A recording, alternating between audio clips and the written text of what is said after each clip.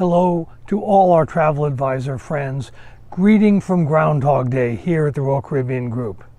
You know, as I was preparing this video, I got to thinking about the saying that it's darkest before the dawn. It made me question whether that expression was literally true or only metaphorically true. And I decided to research it on the web.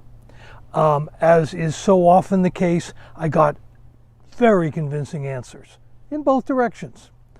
I read arguments about the definition of dawn, learned commentary on how light refracts, and detailed discussions about the meaning of darkness. In the end, I came away convinced, absolutely convinced, of two things. First, it may or may not be true that the moment before dawn is darker than any other period during the night. And B, whether or not it is literally true, it certainly seems like it is. Today, we're in the middle of a very dark period. Confirmed infections in the U.S. are running over 200,000 per day, and fatalities are approaching 3,000 a day. Our communities are locking back up. It's a mess, and we're not at the end of this spike. We have lots and lots more pain to come through before it turns. This upsurge is particularly frustrating because we and the experts have been so consistently wrong about this virus. It's a sneaky virus. The modality and the ease of transmission are very different from anything the medical establishment has seen or expected. And the new testing and medications aren't curbing the spread as quickly as so many had anticipated. We're now performing over 2 million tests a day, and still the virus keeps spreading. We had hoped that the combination of tests, protective protocols, and treatments would enable a restart of cruising as early as this month.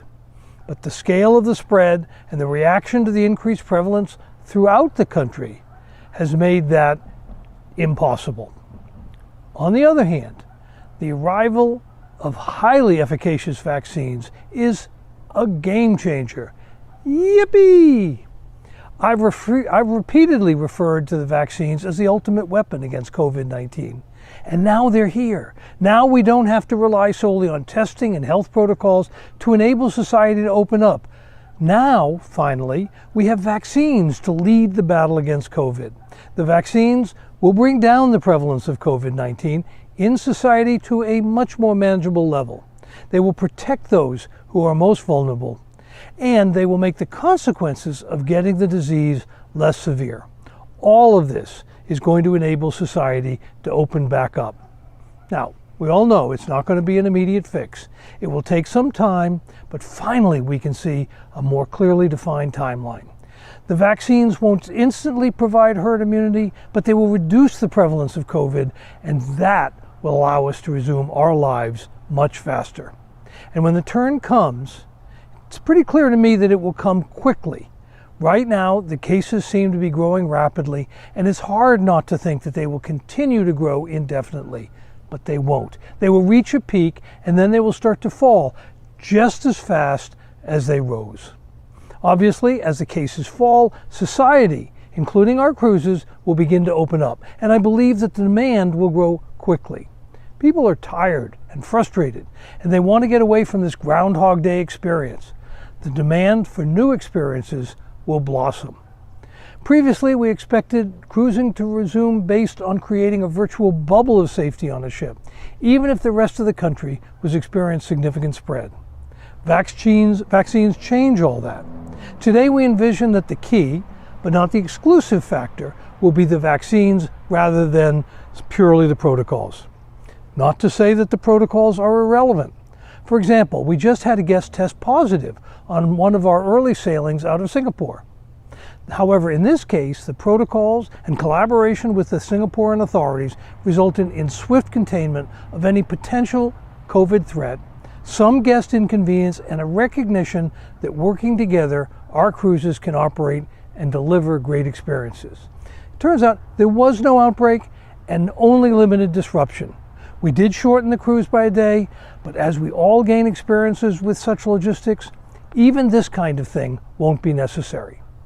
Now, as it turned out, the guest was retested and tested negative. He didn't have COVID, but the false positive gave us a real-world chance to test our procedures, and they performed well.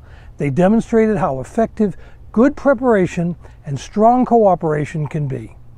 As we said before, such experiences really allow us to test our processes and prepare better for a full operation. They enable us to refine our preparation and give confidence to your clients.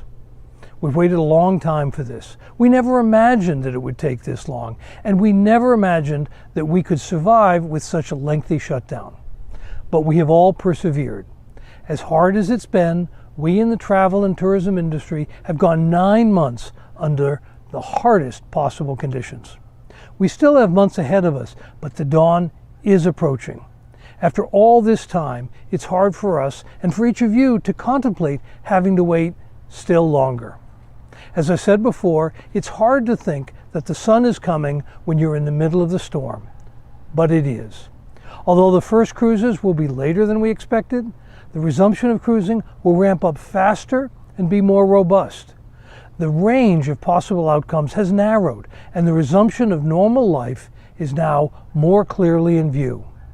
We can see that the spring and summer are coming, literally and figuratively.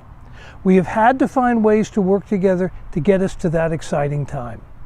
I'm thrilled to think about how strong that resurgence will be and how quickly we will get back to the robust market we were enjoying just a few months ago.